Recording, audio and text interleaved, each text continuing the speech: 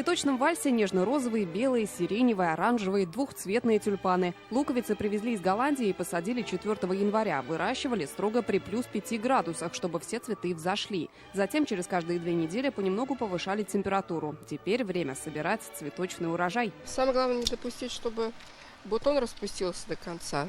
Когда вот он еще только-только, его срезают. Над луковичкой. Чтобы была максимальная длина, которая есть у этого цветка на данный момент. Так срезаем. 3, 24 и 25. Все, этот букет у нас сформирован.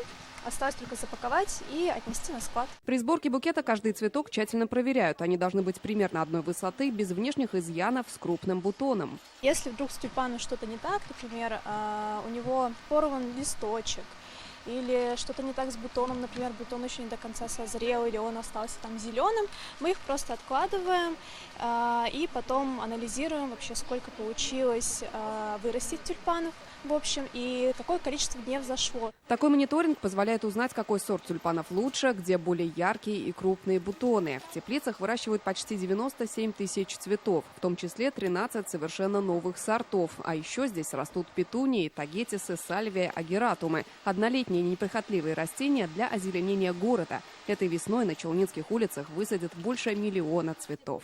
Лена Зинатульна, Эльмира Гайнутдинова, Кирилл Хабзей, ТНВ, Набережные Челны.